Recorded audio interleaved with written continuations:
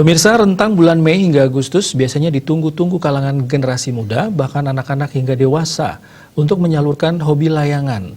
Saat pandemi COVID-19 ini tak mengurungkan niat penghobi layangan untuk berkreasi dan menaikkan layangan untuk mewarnai langit di angkasa.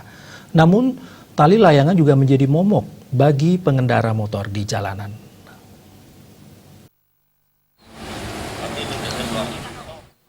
Orang Bali biasa menyebut melayangan. Hal tersebut tampak terlihat di lapangan Ledda Made Pice Sanur. Tak hanya anak-anak muda, bahkan generasi tua pun asyik menaikkan layangan.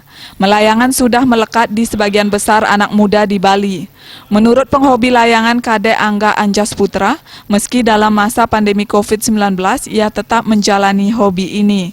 Apalagi tidak adanya kegiatan setelah ia dirumahkan dari pekerjaan di bidang pariwisata karena terkena dampak COVID-19. Selama kegiatan yang bersifat positif, melayangan tetap dengan mengikuti protokol kesehatan COVID-19. Wakil Ketua STT Dharma Kanti Banjarbalong Sanur Kaje ini pun berpesan agar bisa melakukan aktivitas melayangan di tempat yang luas, seperti lapangan maupun sawah sehingga tidak mengganggu ketertiban umum. Seperti yang terjadi di Jalan Raya Sesetan beberapa hari lalu, tali layangan mengakibatkan kecelakaan lalu lintas, bahkan dikabarkan meninggal dunia. Masa pandemi memiliki karena tidaknya ada kegiatan, karena banyaknya dirumahkan untuk para pekerja. Menurut Tiang sih, selama kegiatannya masih positif, ya untuk melayangan ini tidak apa-apa.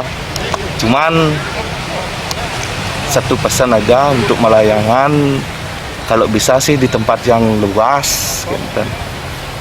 Agar kalau di rumah nih kan membahayakan juga, takutnya di saat layangan jatuh di jalan nih tidak kita aja yang rugi, tapi banyak orang yang rugi.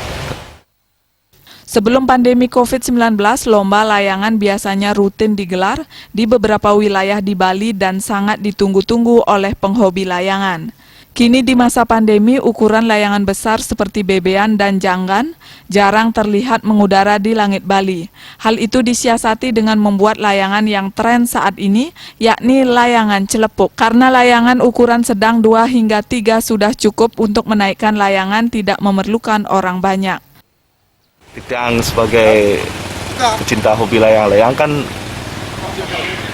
untuk musim niki sangat ditunggu-tunggu nih. Tapi karena adanya pandemi seperti ini, ya lebih baik kita tidak melakukan aktivitas itu dulu.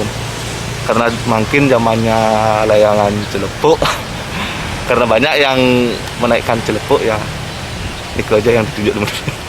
Untuk bebean jangan itu ditinggalkan dulu, ya, diutamakan layangan celepuk. Layangan yang merupakan musiman dapat juga dijadikan usaha bisnis sampingan jual layangan dan memperoleh income di masa pandemi COVID-19. Indrawan, Bali TV.